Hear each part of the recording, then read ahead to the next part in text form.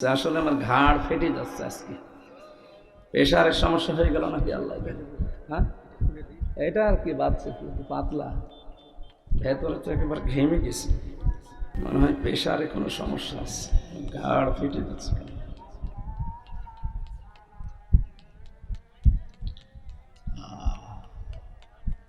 যারা এই যে কথা বলেন যে উনি দুইটা তিনটা করে নেয় কেন, আরে ভাই আমি বাধ্য হই। কালকে ডক্টর শফিকুল ইসলাম মাসুদ সাহেব নিয়ে গেছে সেই পটুয়াখালী জোর করে, এরপরে এই যে রংপুরের জেলা আমির সাহেব জোর করে নিয়ে এসেছে এখানে। আমার কোথায় পটুয়াখালী, কোথায় রংপুর, জার্নিও হয়ে যাচ্ছে একদিকে, শরীরও পারছে না, আর এমন এমন মানুষ কথা বলে তাদের কথা ফেলাও যায় না। এই জন্য বাধ্য হওয়া লাগে। কিন্তু মায়ের কিছু মানুষ দূরের থেকে উল্টাপাল্টা ধারণা করেন জন্য অসুস্থ দুই তিনটা নেয় কেন। আমি তো বাড়ি এখন ঘুমিয়ে থাকতে চাই, আপনারা তো জোর করে নিয়ে আসেন। আজকে না আসলে সব তো ওই নোমানি ভাইরে ধরে মারতে, কিন্তু আমি এসেও তো পারছি না। আমি যে বলবো 1-1.5 ঘন্টা 2 ঘন্টা বলবো কি করে, শরীর তো সাপোর্ট করা লাগবে। জালেমরা আমার শেষ করে দিয়েছে একদিন, ভেতরে আমার আর কিছু নেই। মাল মশলা যা ছিল তো একটা 5 পত্র সব নষ্ট হয়ে গেছে। বিভিন্ন রোগ হয়ে, বিশেষ করে ডায়াবেটিসটা আমার কন্ট্রোলে আসতেছে না। এত চেষ্টা চালাচ্ছি, কত পাওয়ারওয়ালা বড়ি খাচ্ছি, কিছু হচ্ছে না। ডাক্তার বলছে খালি ঘুমা। তো ঘুমাবো কখন? 4টা-5টা করে নিলে ঘুম পাড়া যায়? আর এত জার্নি করে আমিও আর পারছি না। যেহেতু মাইক এটা শুনছেন আছেন অনেকের দায়িত্বশীল মা ভাইরা বা বোনেরা, সারা দেশ থেকে মাওলানা মতিয়ার রহমান নিজামী সাহেবের স্ত্রী জোর করে নিয়ে যাচ্ছে। তোমরা এখন কার কথা ফেলবো বলেন তো? তাদের যে স্যাক্রিফাইস, তাদের স্বামী হারা সন্তানগুলো সব এলোমেলো, তাদের কথা না শুনলেও পারছি না, আবার শুনতে গেলে আমার এদিকে শরীরও থাকছে না। এদিকে নুরুল ইসলাম বলবল ভাই সেদিন চাঁপাইনবাবগঞ্জে জোর করে নিয়ে গেল, সেলিম ভাই সিলেটে নিয়ে গেল জোর করে, আমির জামাত সেদিন মৌলভী বাজারে নিয়ে যাচ্ছে জোর করে। কি করি এনাদের কথাও ফেলা যায় না, আমিও মরে যাব কিনা আল্লাহ জানে। গাইবান্ধা জেলা সাদুল্লাপুর থানার অন্তর্গত রসুলপুর শাহপাড়া জামে মসজিদ সংলগ্ন ময়দানে যুব সংঘের উদ্যোগে আয়োজিত তাফসীরুল কোরআন মাহফিলের স্বনামধন্য সভাপতি জনাব আমিনুল ইসলাম আকাশ, মাহফিলের প্রধান অতিথি আমাদের অভিভাবক, বিশিষ্ট ইসলামী চিন্তাবিদ, শিক্ষাবিদ, রাজনীতিবিদ, জননেতা অধ্যক্ষ মাওলানা নজরুল ইসলাম আতালাল্লাহু উমরাহু ওয়া বারাকাল্লাহু ফি হায়াতি, বলেন আমিন। বিশেষ অতিথি, অনেক মানুষের নাম দিয়েছেন আপনারা। সম্মানিত মানুষদের সম্মান মর্যাদা দুনিয়া আখিরাতে আল্লাহ যেন বাড়িয়ে দেন। এতক্ষণ যারা আলোচনা রাখলেন, আমার চুয়াডাঙ্গা থেকে আগত ইসলামিক চিন্তাবিদ, মুফাসসিরে কোরআন, হাফেজ মাওলানা এরশাদ আলী নোমানী, বিশেষ বক্তা মাওলানা আব্দুল হাদি, মাওলানা কারি ফিরোজ আহমেদ, অনেকগুলো মানুষের নাম আছে। আলেমদের হায়াতে তাজ্জেবা সিহাতে কুল্লিয়া কামনা করছে। আমাদের যেহেতু সময় কম, আমরা 1 ঘন্টা পরে এখানে নামাজ পড়ব। 4টায় নামাজ হয় না, 4:15 পড়বেন, ঠিক আছে না? ঠিক আছে, আলহামদুলিল্লাহ। সামনে বসা মুসলমান ভাইরা, পর্দার আড়ালের সম্মানিতা মা এবং বোনেরা, প্রশাসনের ভাইরা, প্রাণ প্রিয় গাইবান্ধাবাসী, মাহবুদের দরবারে শুকরিয়া জানাচ্ছি। যিনি কোরআনে কারীম শোনার জন্য দিনের বেলায় হাজারো কাজ ছিল আমাদের, সব বাদ দিয়ে ছুটে এসেছি। আলহামদুলিল্লাহ। তারাক্তু ফীকুম আমরাইন লান তাদিল্লু মা তামাসসাকতুম বিহিমা কিতাবাল্লাহ ওয়া সুন্নাতু রাসূলিহি। নবীজি জানিয়েছেন আমি 2টা জিনিস রাখলাম, একটা আল্লাহর কিতাব আর একটা আমার সুন্নাহ। এখান থেকে একটা বিষয় প্রতীয়মান হয়।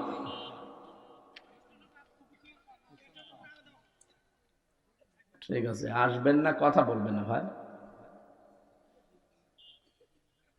কিতাবের ব্যাপারে তো কোনো সমস্যা নেই আমাদের, যদিও এই দেশে দরবেশের একটা সমস্যা ছিল। কোরআনেও ভুল আছে, তবে মেজর দরবেশের ঈমান আর আছে। দ্বিতীয় নম্বরে হাদিস, এটা কোরআনের ব্যাখ্যা। যারা বলেন আমরা আহলে হাদিস, এই শব্দটা সমস্যা, কারণ আপনি হাদিস মেনে দুনিয়াতে চলতে পারবেন না। নবীজি তাহলে হাদিস শব্দটা দিত, সুন্নাতু রাসূলিহি, আকাশ পাতাল পার্থক্য 2টা শব্দের। আপনি আহলে হাদিস বললে যদি এমন এমন হাদিস আছে যেগুলো মানতে গেলে শুধু হাদিস মেনে আপনি পুরা ইসলাম কমপ্লিট করতে পারেন না। এই যে আমি এখন চা খালাম, এটা আগুন দিয়ে না, যদিও আগুনের তেজ রওশনের স্বাদের মতো, কিন্তু আগুন তো। এখন আগুন দিয়ে পোড়ানো কোনো জিনিস খেলে অজু ভেঙে যায়, এটা হাদিস। তা আমি যে খেলাম আমার অজু ভেঙে যাবে? তাহলে বলেন যে আমি আহলে হাদিস? এরকম বহু বিষয় আছে যেগুলো শুধু হাদিস মানলে আপনি চলতে পারবেন, আপনাকে সুন্নাহ মানা লাগবে। কারণ প্রতিটি সুন্নায় হাদিস। কি কথা বুঝতেছেন? সব হাদিস সুন্নাহ নয়, কিন্তু সব সুন্নায় হাদিস। নবীজি এই জন্য হাদিস রাখার কথা বললাম বলেন নাই, বলেছে সুন্নাতু রাসূলি, আমি রাসূলের সুন্নত রাখলাম তোমাদের জন্য। সুন্নাহ কি? সুন্নাহ মানে আদর্শ। সুন্নাহ মানে কি? ন্যায়, নীতি, পথ নির্দেশিকা, পন্থা, কর্মনীতি, এরকম বিভিন্ন অর্থ আছে। বিশ্বনবী আমাদের জন্য যা রেখে গেছেন ওইটা আমাদেরকে অনুসরণের মাধ্যমে দেখাতে হবে যে আমরা রসুলের সুন্নাহ মানি। আমার প্রশ্ন, উনি রসুল ঘোষণা দিয়েছিলেন কি জন্মের পর থেকেই না 40 বছর বয়সে? কথা বোঝার চেষ্টা করেন।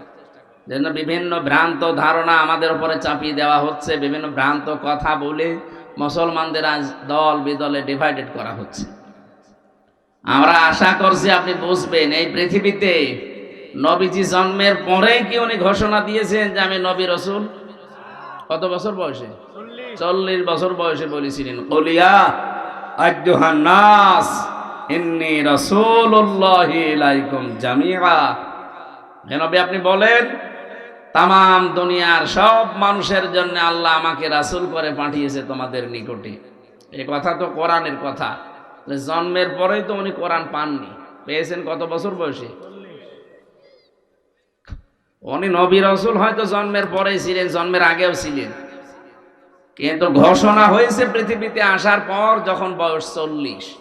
এই জন্য নবুয়তের যে জিন্দেগি, রেসালাতের যে জিন্দেগি ওনার 40 থেকে 63, এই 23 বছরের 1 সেকেন্ডও আপনি বাদ দিতে পারবেন না। কথা বুঝতেছেন? হ্যাঁ, 1 থেকে 40 বছর যদি আপনি না মানেন আপনি জান্নাতে যাবেন না এমন নেই, কিন্তু 40 থেকে 63 আপনাকে মাস্ট বি মানাই লাগবে। কারণ আমরা তো আল্লাহর ভালোবাসা পাওয়ার দাবি করি, আল্লাহকে ভালোবাসি এবং ভালোবাসা আমি পাবো এই দাবি করছি। আল্লাহ রাব্বুল আলামিন বলেন, কুল ইন কুনতুম তুহিব্বুনাল্লাহা ফাত্তাবিউনি ইউহিব্বুকুমুল্লাহ। নবী আপনি বলুন, যারা একথা বলো যে আল্লাহ তোমাকে ভালোবাসে, তাদের এই দাবি পূরণ করতে হলে প্রথম শর্ত তারা যেন আপনার আনুগত্য করে, আপনাকে অনুসরণ করে চলে, আপনাকে দেখে দেখে চলে। আপনাকে শুধু ভালোবাসা দিয়ে শেষ করে দেবে কথা কিন্তু আয়াতের ভেতরে আল্লাহ দেননি। তাহলে হাব্বন দিতেন, আল্লাহ তাবউন দিয়েছেন। হাব্বন মানে মহব্বত করা, ভালোবাসা, আর তাবউন মানে দেখে দেখে চলা। এখন আপনি রাসূলকে দেখে চলবেন কতটুকু? উনি যখন রাসূল হয়েছেন ওই দিন থেকে ইন্তেকাল পর্যন্ত সবাই এখানে জানি আমরা উনি রাসূল হয়েছিলেন 40 বছর বয়সে। পুরা আরব জাহানে তখন ঘোষণা যে উনি রাসূল। 1 থেকে 40 উনি নিজেও ঘোষণা দিয়েছেন যে আমি নবী রাসূল। বলেন না কেন?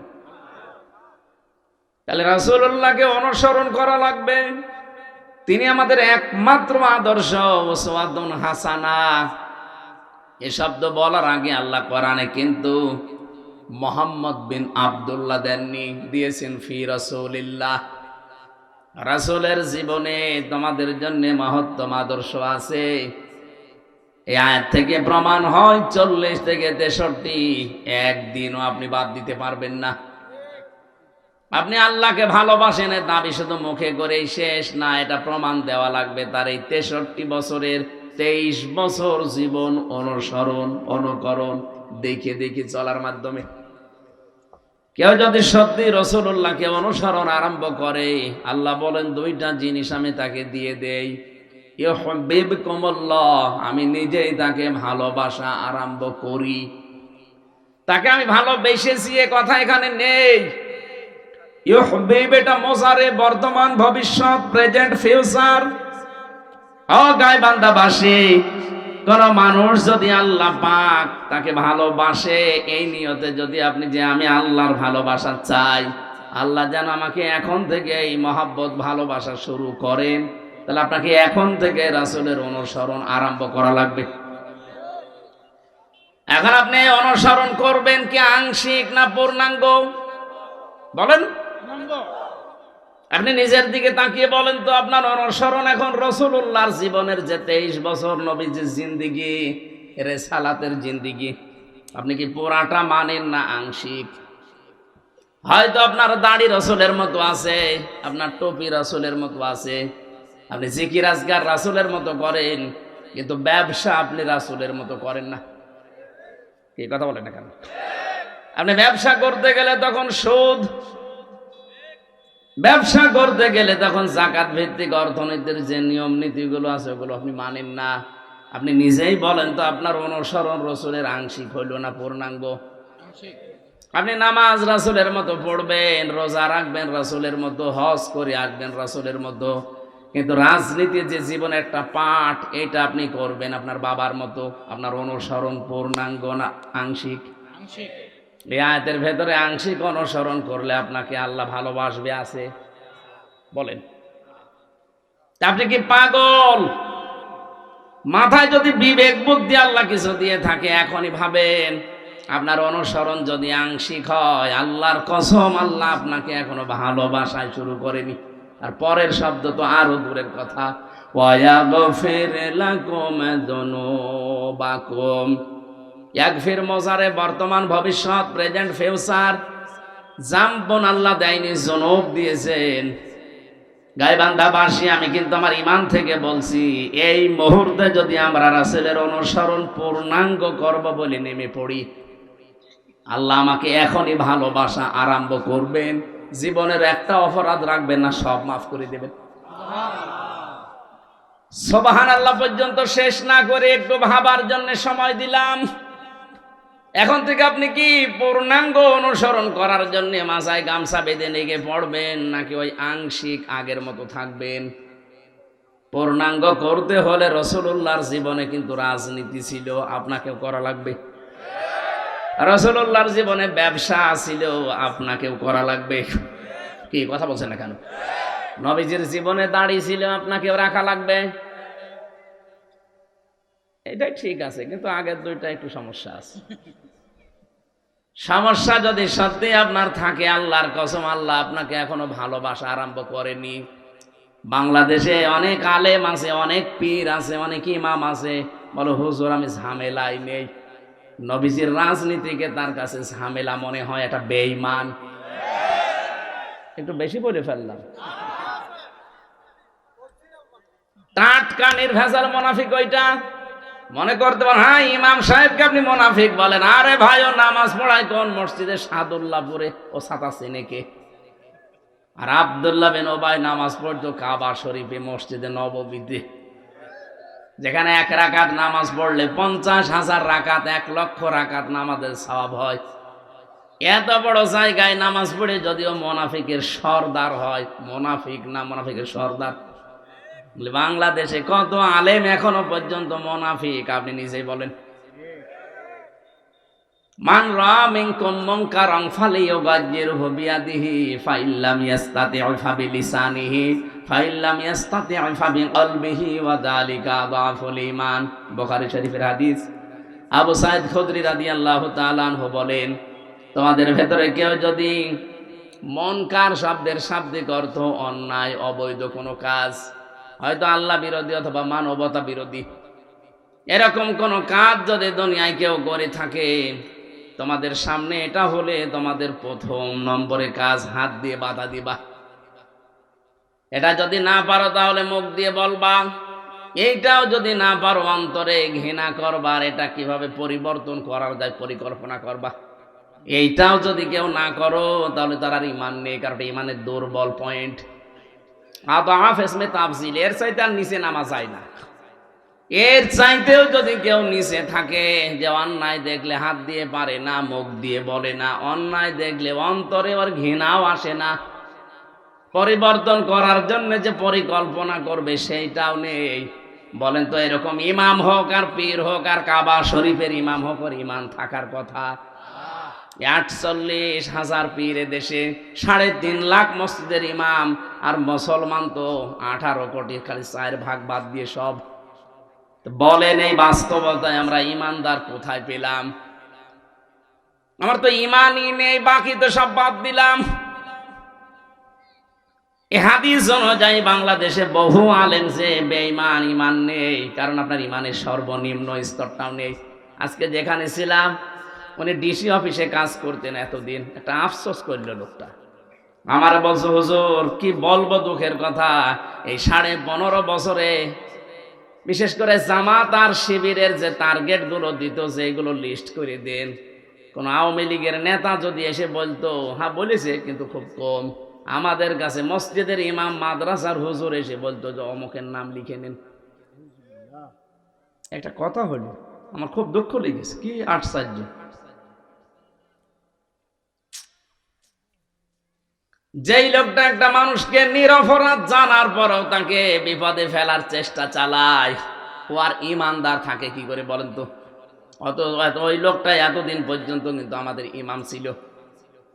এরকম বহু ইমাম, বহু পীর, বহু আলেম, বহু বক্তা এখনো পর্যন্ত আল্লাহর ভালোবাসায় পাওয়া আরম্ভ আমরা করিনি, বাকি দুইটা তো বাদই দিলাম।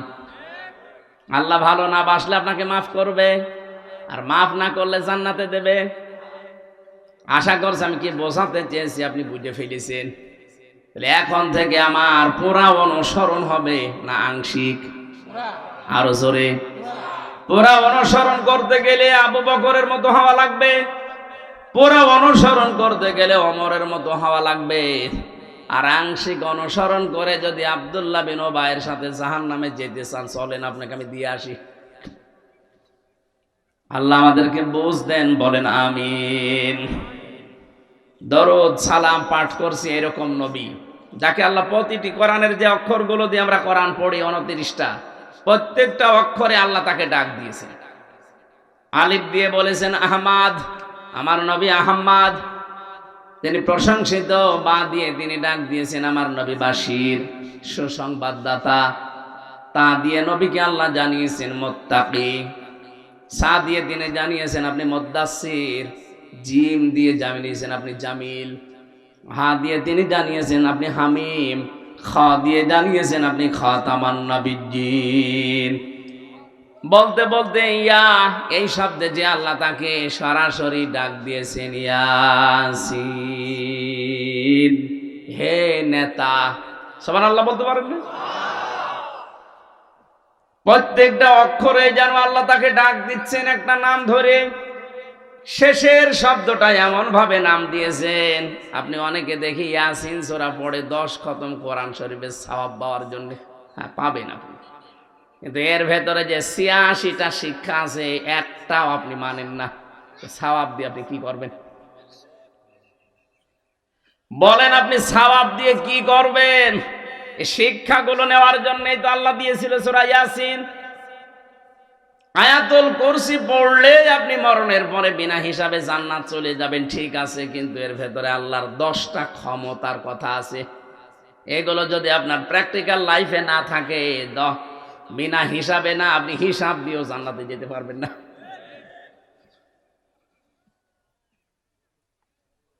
এই জন্য আয়াতুল কুরসির ভেতরে যে 10টা, সূরা ইয়াসিনের ভেতরে 86টা, 86টার শেষেরটাই এইটা, ইন্নামা আমরুহু ইযা রাদা শাইআন আইয়াকুলা লাহু কুন ফায়াকুন ফাসুবহানাল্লাযী বিয়াদিহি মালাকুতু কুল্লি শাইইন ওয়া ইলাইহি ইরজাউন। না তুরজাউন। রব্বুল আলামিন বলেন, আমি যেটা ইচ্ছা করি ওইটা করি।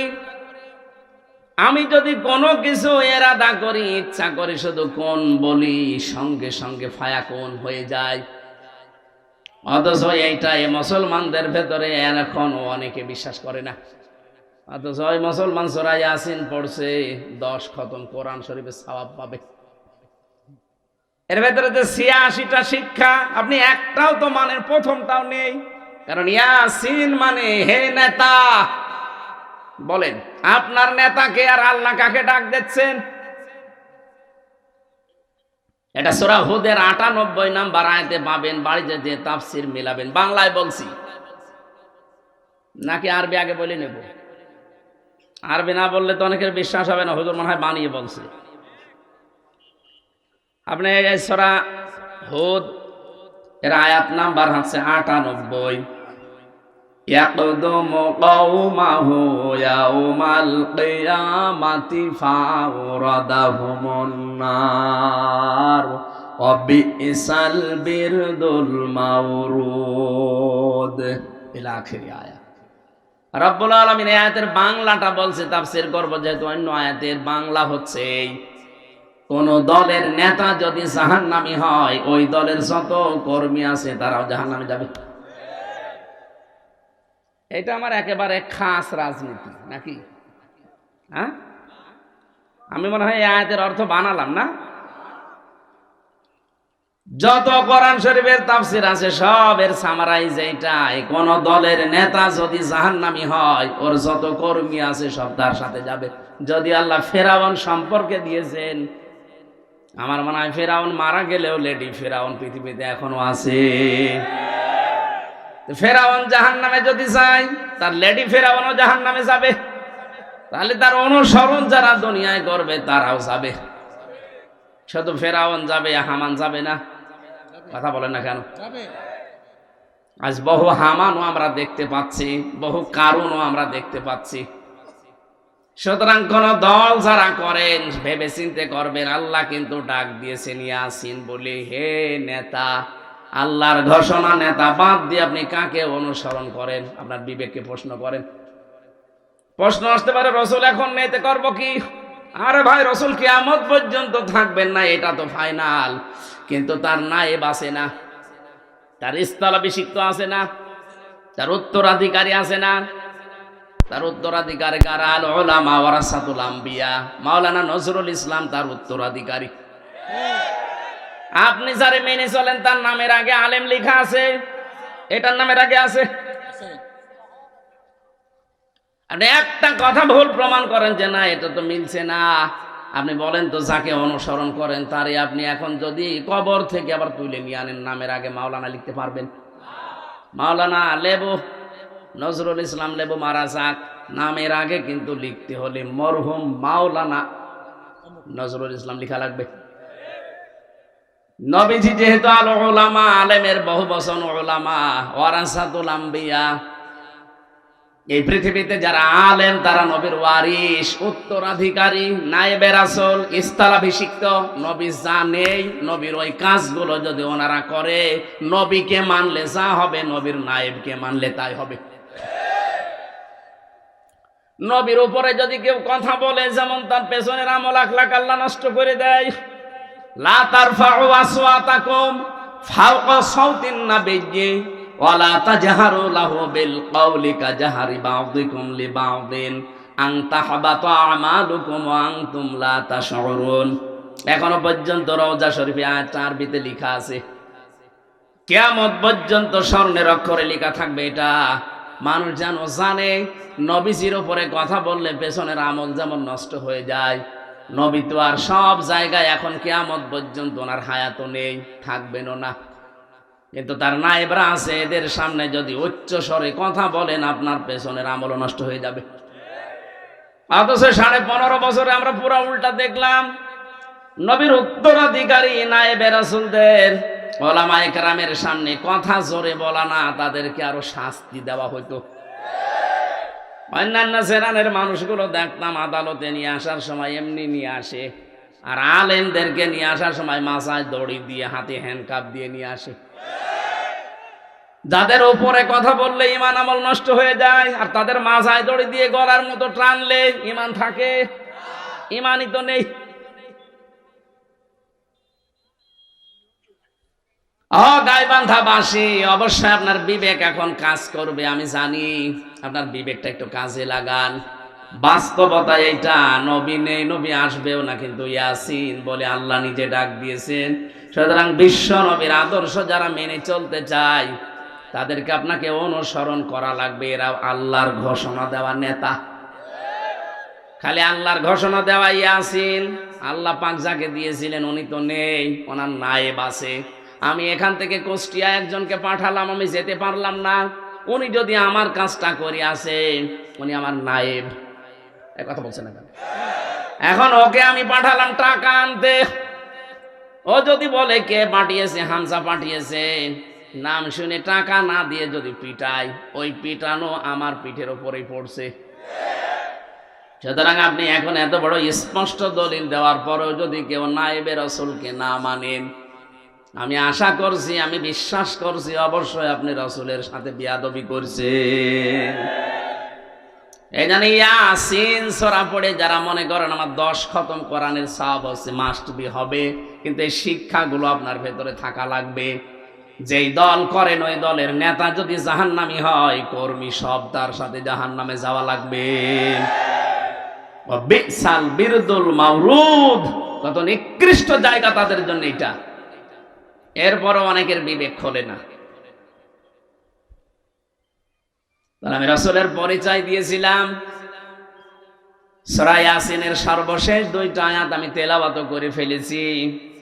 আল্লাহ যেটা চাই শুধু ইচ্ছা করবেন, কোন ফায়াকুন সঙ্গে সঙ্গে হয়ে যাবে। আল্লাহ পাক আমার মনে হচ্ছে বাংলাদেশের দিকে তাকিয়ে উনি ইচ্ছা করছে দেশে আল্লাহর কোরআন কায়েম হোক। হ্যাঁ, আমি আন্দাজে বলছি না। কোরআনের পাখি শহীদ আল্লামা দেলাওয়ার হোসাইন সাইদি রহমতুল্লাহ আলাইহি যতগুলো স্বপ্ন দেখেছিলেন, আমার সবগুলো দেখতে পাচ্ছি সামনে প্রতিফলিত হচ্ছে। উনি বলেছিলেন এই দেশে জালেমরা ইঁদুরের গর্ত পাবে না, আমার মনে হচ্ছে ঠিক 100 ভাগ মিলে গেছে। বলেছিলেন শুধু গোড়া নাড়া দেওয়া হবে, দিল্লি গিয়ে পড়বে, একেবারে তাই পড়িছে। কেন অন্য কোনো জায়গা ছিল না? ওনার স্বপ্ন আল্লাহ খাপের খাপ মমতাজের বাপ দেখিয়েছে। উনি বলেছিল এই দেশে জালেমদের নাকের ডগার উপরে কালেমার পতাকা উড়বে। আমার মনে হচ্ছে সেই পরিবেশ আল্লাহ কায়েম করে দিচ্ছে।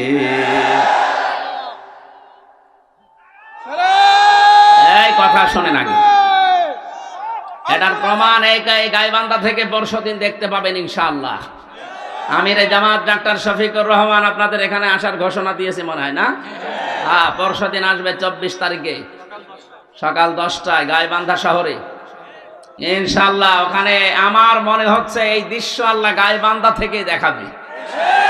কারণ এই দেশে ইসলামের কারণে নির্যাতিত যত জেলা আছে, 1 নম্বরে সাতক্ষীরা, 2 নম্বরে গাইবান্ধা। এখান থেকে সাতক্ষীরা থেকেও দেখিয়েছে কিছুদিন আগে, এখান থেকেও দেখাবে। আপনারা যতটুকু সামর্থ্য আছে সব নিয়ে যাবেন ইনশাআল্লাহ। গাইবান্ধা যেন অন্তত সাতক্ষীরার উপরে চলে যায়। ওনার আর একটা সেদিন লন্ডনের বক্তব্য শুনছিলাম, আর একটা স্বপ্নের কথা জানাচ্ছিলেন। উনি ওপেন ঘোষণাও দিয়েছিলেন, আল্লাহর কসম আমি সাইদি বলছি, আমি দেখতে পাচ্ছি সামনে পৃথিবীতে ইসলাম পূর্ণাঙ্গ যদি কায়েম হয় তবে আমার বাংলাদেশে পূর্ণাঙ্গ হবে। এটা যেহেতু দেখে যেতে পারেননি, আমার মনে হয় ওটা বাংলাদেশে কায়েম হবে। সে পরিবেশ আস্তে আস্তে ওই দিকে যাচ্ছে।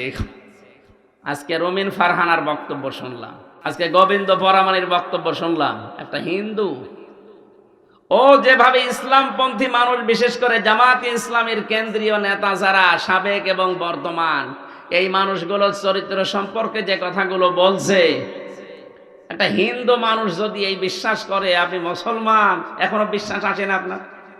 উনি বলছে এদেশে যদি সত্যি ইসলামপন্থী বিশেষ করে জামাতে ইসলামী আর শিবিরকে হাতে দেওয়া হয়, এদেশে চাঁদাবাজি একদিনে বন্ধ হয়ে যাবে। এটা বলার কয়েকদিন আগে আমিরে জামাত ঘোষণা দিয়েছে, ইসলাম যদি দেশে প্রতিষ্ঠিত হয় সর্বপ্রথম আমরা বন্ধ করব চাঁদাবাজি।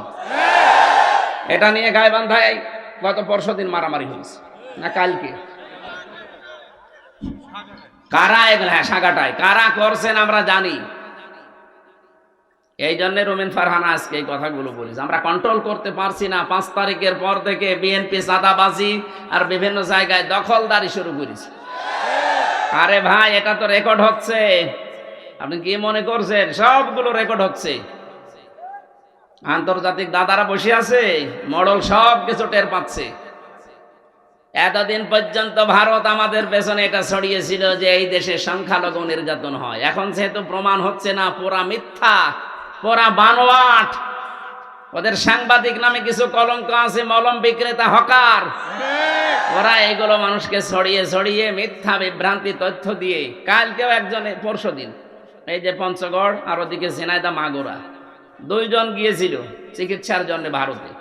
সাংবাদিক এই হকারের মতো আরেকজন আছে, বলছে আপনি বলেন যে ওই দেশে আমার মেয়েকে রেপ করা হয়েছে, আমাদেরকে আর থাকতে দেয়নি, এই জন্য আমরা পালিয়ে এসেছি। ও মহিলা দেখলাম পুরা উল্টি, কি বলেন আপনি? আমরা এসেছি আমাদের চিকিৎসা করানোর জন্য, বাংলাদেশে আমরা সবচাইতে নিরাপদে আছি। এটা আন্তর্জাতিক বিশ্বে যাচ্ছে না?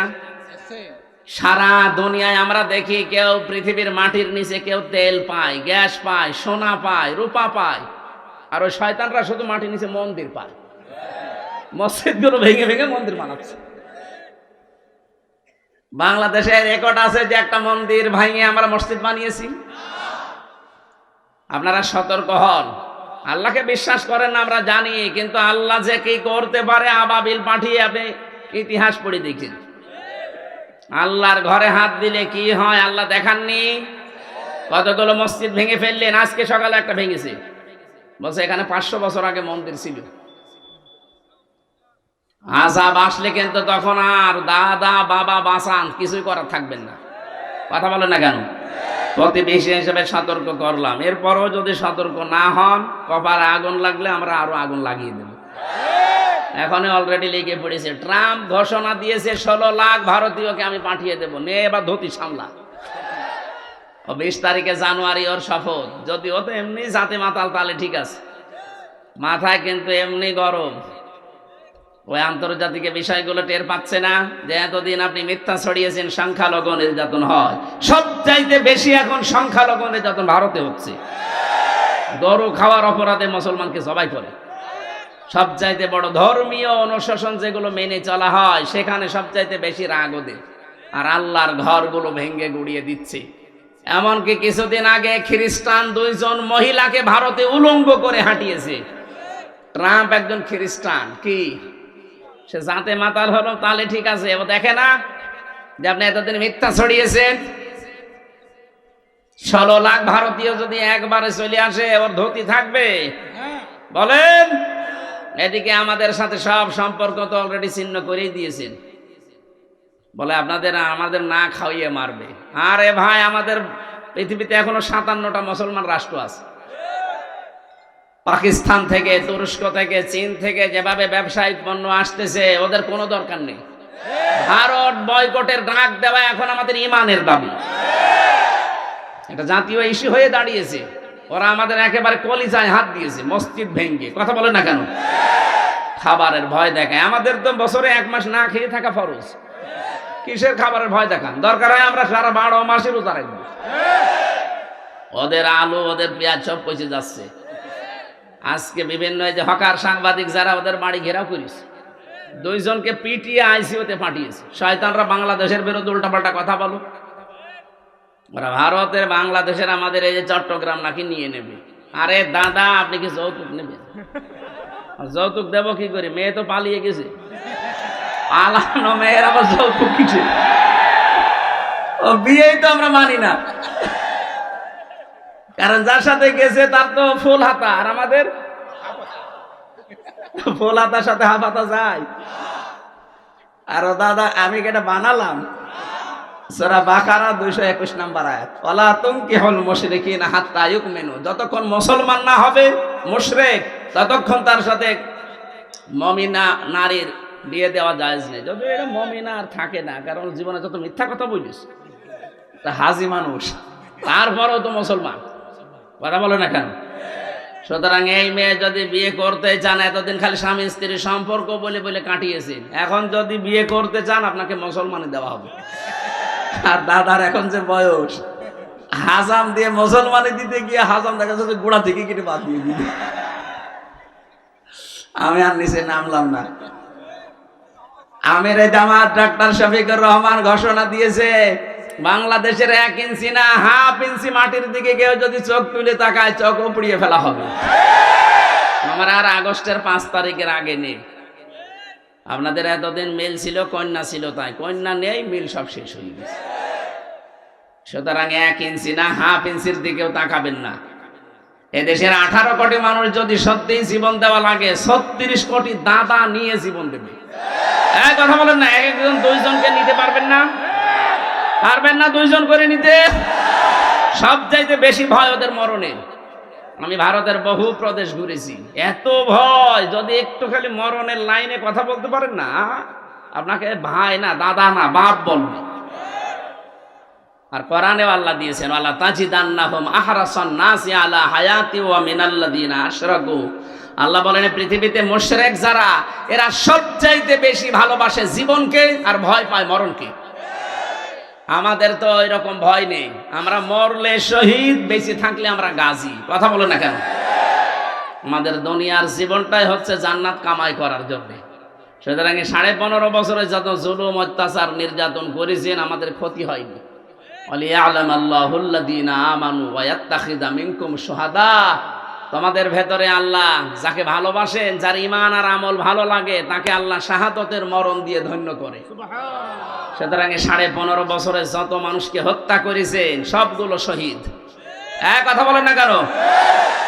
আর যে মানুষগুলোকে পঙ্গু করেছেন তারা এখন গাজী।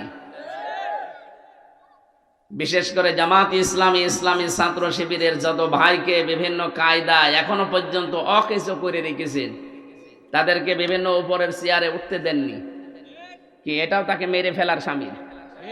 কথা বলো না কেন? শিবির করার অপরাধে মির্জা গালিব ভাইকে ঢাকা বিশ্ববিদ্যালয়ের শিক্ষক হতে দেয়নি, অথচ সে ফার্স্ট ক্লাস ফার্স্ট। সে এখন আমেরিকার বিশ্ববিদ্যালয়ের অধ্যাপক। আপনি কোন দিক থেকে আটকাবেন? কারণ এরা তৈরি হয় এরকম মানুষের কি মেডেল হয়ে, আর আপনারা যেগুলো তৈরি করেন সবগুলো তো চরিত্রহীন। ওরা 100টা মেয়েকে রেপ করার পরে তখন মিষ্টি বিলায়। এই জন্য পারবেন না। এভাবে তৈরি করতে হলে এরকম মেধা লাগে, আপনাদের তো মেধা নেই। ওই জন্য আহ্বান জানাবো, যাদের ছেলে মেয়ে আছে, বুড়া বয়সে যদি ছেলের মেয়ের হাতে মার খেতে না চান, যদি চান যে ছেলে মেয়ে আমাকে অন্তত বুড়া বয়সে দেখে রাখুক, আমার হক আদায় করুক, নির্দ্বিধা ইসলামী ছাত্র শিবিরে, ইসলামী ছাত্রী সংস্থায় দিয়ে দেবেন। আমি গ্যারান্টি দিলাম, এরপরেও যদি আপনার সন্তান ছেলে মেয়ে খারাপ হয়, আপনি আমার কাছে এসে টাকা নিয়ে যাবেন। জান, একটা বাংলাদেশে দেখাতে পারবেন না। এমনকি মদ গো গাঁজা তো দূরের কথা, বিড়ি খায়, আপনি যদি দেখাতে পারেন যে বিড়ি খায়। আমি তো নিজের চোখে দেখেছি, বিশ্ববিদ্যালয়ে শিক্ষককে জুতা দিয়ে পিটাচ্ছে। স্যার বলছে, বাবা তুই আমার ছেড়ে দে, আমি আর জীবনে ক্লাসে আসবো না। বলছে, না শালা তোরে মেরেই ফেলবে। বলছে সাংগঠনিক সম্পাদক বাংলাদেশ ছাত্রলীগের বিশ্ববিদ্যালয়ে, এর মুখে এই ভাষা। আর শিক্ষককে পিটাচ্ছে। সকালবেলা ওঠে, হল থেকে বের হওয়ার সময় কুলি করে বের হয়, পানি দিয়ে না, লাল পানি দিয়ে। এই চরিত্র এদের। এরা রেপ করবে না, এরা ধর্ষণ করবে না, করবে কি? আর যাদেরকে কোরআন হাদিস দিয়ে গড়ে তোলা হয় দেশপ্রেমিক হিসাবে, তাদেরকে আর সারা বাংলাদেশ চিনতে পারছে। আপনি হয়তো মনে করতে পারেন এটা রাজনৈতিক মঞ্চ না। আরে ভাই, রাজনৈতিক মঞ্চ নয়, এই জন্যই তো বলছি। কারণ এই ময়দানগুলোতে আজ এই কথাগুলো না বলতে বলতে আমাদের সব কিছু হারিয়ে গেছি। এই জন্য আহ্বান জানাচ্ছি আপনাকে, আপনি বাস্তবতায় খুঁজে দেখেন। এই দেশে যদি এখন দেশপ্রেমিক মানুষ থাকে, আমার তো একেবারে বাস্তব দেখা জামাত আর শিবির ছাড়া আমি পাচ্ছি না। আর বাকিগুলো যারা আছে, যারা তো পালিয়েছে, আর যাদেরকে মানুষ ভরসা করবে, তারা এখন টেন্ডারবাজি, চাঁদাবাজি নিয়ে ব্যস্ত আছে। না, আপনার নিজের কপালে নিজে আগুন লাগাচ্ছেন। এ কাজ বন্ধ করেন। বিভিন্ন বাজার দখল করা, ঘাট দখল করা, চাঁদাবাজি করা কোথায় পেয়েছেন? একটা টাকা যদি কারো কাছ থেকে এভাবে নেন, আপনার কাছ থেকে আল্লাহ 2 টাকা খসাবে, এরপর আপনার মরণ হবে। আশা করছি আপনি থামবেন। এরপরও যদি কারো মনে না ধরে ওর কপালেও নিচে আগুন লাগাবে। আজকের আলোচনার বিষয় নিয়েছিলাম আমরা আমানত।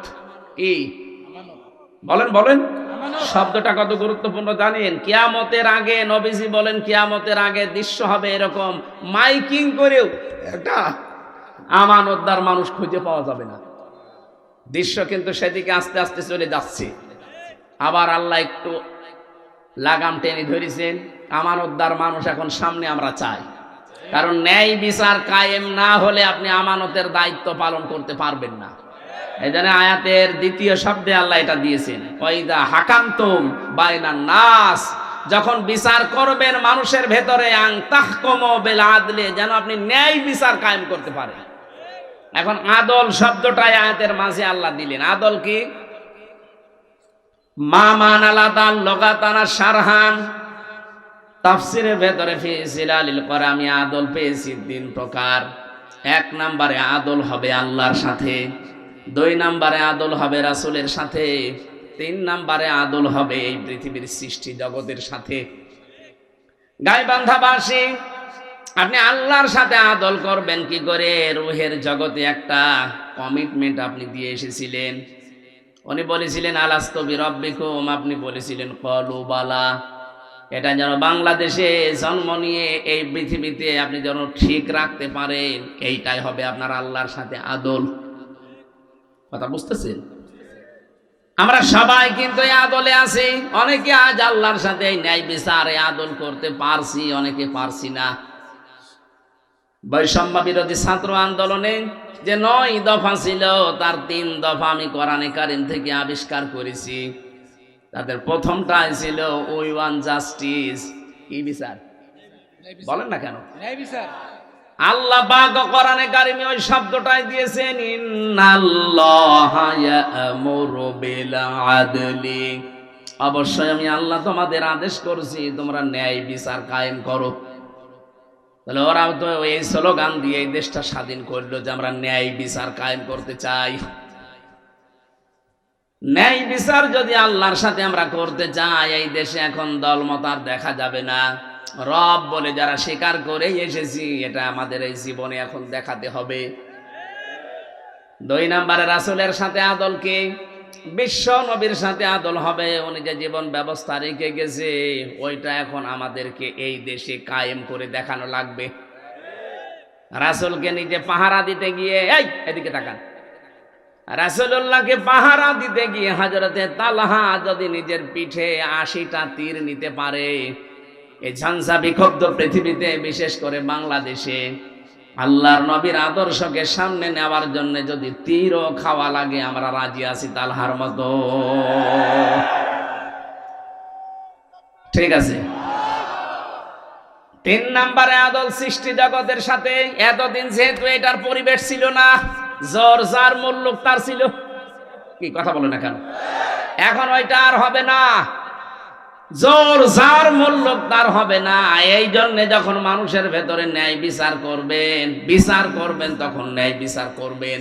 ইন্নাল্লাহা নি'ম্মা ইয়া'iযুকুম বি, অবশ্যই আল্লাহ তোমাদেরকে কত সুন্দর ওয়াজ শোনাচ্ছে।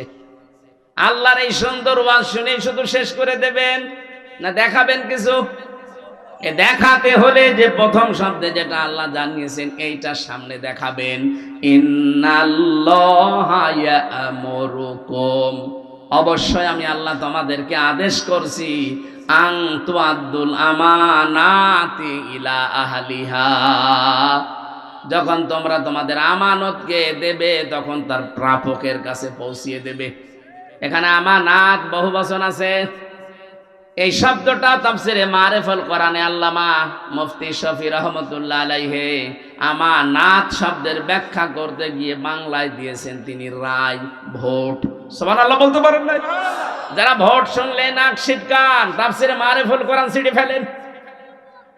ওটা তো আপনার বাবাই লিখেছে, ছিঁড়ে ফেলেন। উনি ওখানে একেবারে স্পষ্ট লিখেছে রায়, ভোট, সমর্থন করা। সুতরাং আমরা আমাদের আহাল যারা, আসল প্রাপক যারা, তাদের কাছে এই রায়টা, এই ভোটটা, এই কমিটমেন্টটা আমরা পৌঁছিয়ে দেব ইনশাআল্লাহ। আমরা দেব এই জন্যে, কারণ এই মানুষগুলো যখন বুকে কোরআন নিয়ে একবারে 350 এমপি সংসদে যাবে, কোরআনের পক্ষে প্রতিদিন আইন পাশ করা কোনো ব্যাপারই না। কথা বলেন ঠিক কিনা? আর সংবিধান হয়ে যাবে তখন কোরআনে কারীম। সূরা ফুরকান নামে একটা সূরা আল্লাহ দিয়েছেন, নাম তার সংবিধান। নাম কি? 77টা আয়াত আছে, সেখানে 73টা ধারা আছে। আমার এই দেশে 350 এমপি, 50টা বাদই দিলাম, 300 এমপিতে যখন বুকে কোরআন নিয়ে ঢুকবে, তাদের ভেতরে সূরা ফুরকান থাকবে না। কথা বলেন না কেন? 73টা ধারা দিয়ে যখন সংসদ চলবে, আপনি দেখবেন বাংলাদেশটা একটা মিনি জান্নাত হয়ে গেছে। এজন্য আমানতটা কিন্তু দেওয়া লাগবে তার আসল প্রাপকের কাছে। প্রশ্ন আসতে পারে, আমার 10 জন দাঁড়িয়েছে, করব কি? আরে ভাই, এই জন্যই তো এই আয়াত আল্লাহ দিয়েছেন, 10 জন দাঁড়িয়েছে, কোনো অসুবিধা নেই। বাজারে মাছ কিনতে গেলে যদি আপনি বেছে বেছে মাছ কিনতে পারেন, ভোট দিতে গেলেও আপনি অবশ্যই বেছে বেছে দেওয়া লাগবে। কারণ আপনি এটা দুনিয়ার কাজ করছেন, এটা একটা ইবাদত, আমানত। বহু বছর প্রতিটি আমানতকে আপনার তার প্রাপকের কাছে পৌঁছিয়ে দেওয়া, এটা আপনার দায়িত্ব।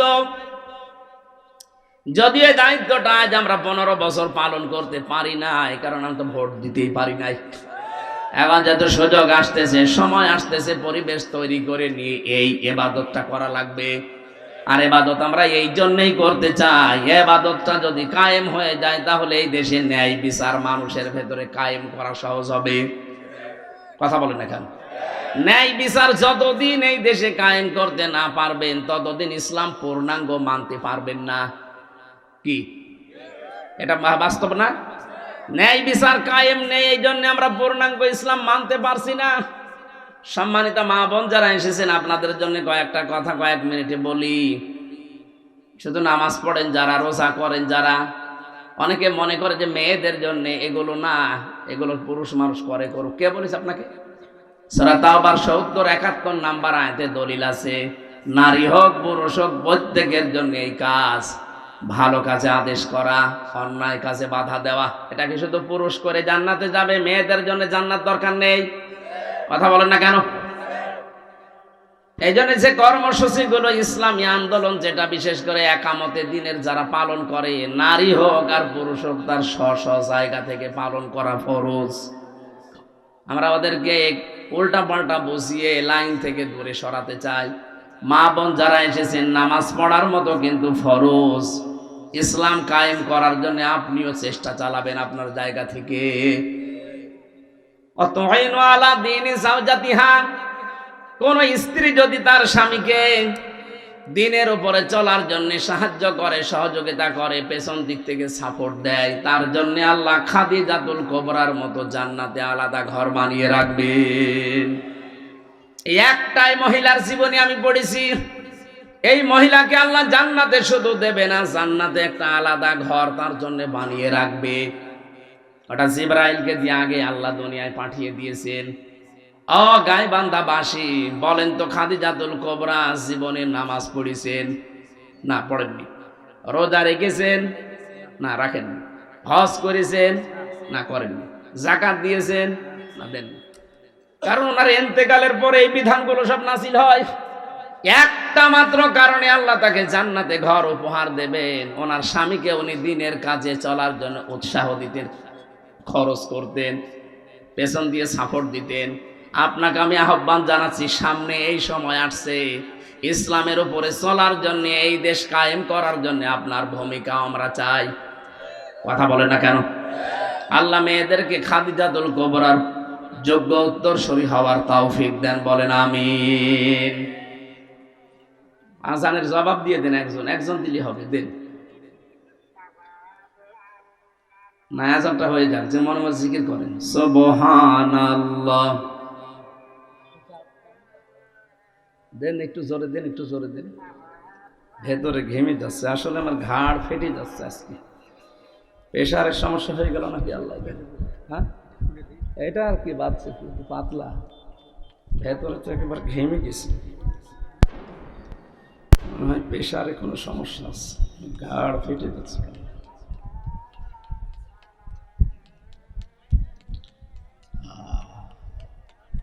যারা এই যে কথা তোলেন যে উনি দুইটা তিনটা করে নেয় কেন, আরে ভাই আমি বাধ্য হই। কালকে ডক্টর শফিকুল ইসলাম মাসুদ সাহেব নিয়ে গেছে সেই পটুয়াখালী জোর করে, এরপরে এই যে রংপুরের জেলা আমির সাহেব জোর করে নিয়ে এসেছে এখানে। আমার কোথায় পটুয়াখালী, কোথায় রংপুর, জার্নিও হয়ে যাচ্ছে একদিকে, শরীরও পারছে না, আর এমন এমন মানুষ কথা বলে তাদের কথা ফেলাও যায় না।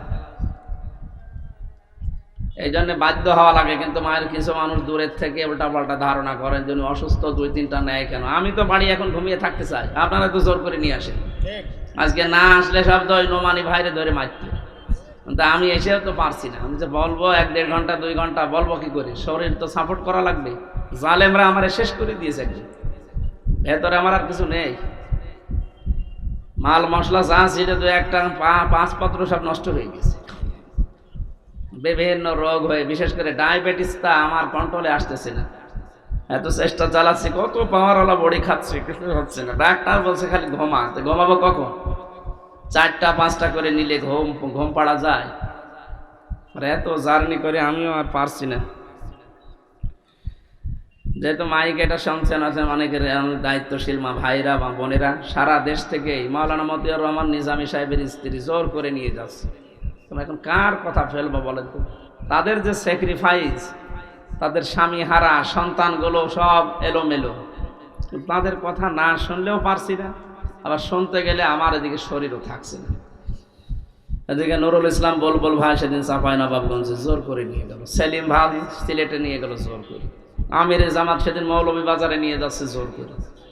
কি করি এনাদের কথাও ফেলা যায় না। আমিও মরে যাব কিনা আল্লাহ জানে। দোয়া চাচ্ছে আল্লাহ যেন আবার আগামীর মতো ওই যে আগের মতো স্বাভাবিক করে দেয়। শরীর সুস্থ হচ্ছে না।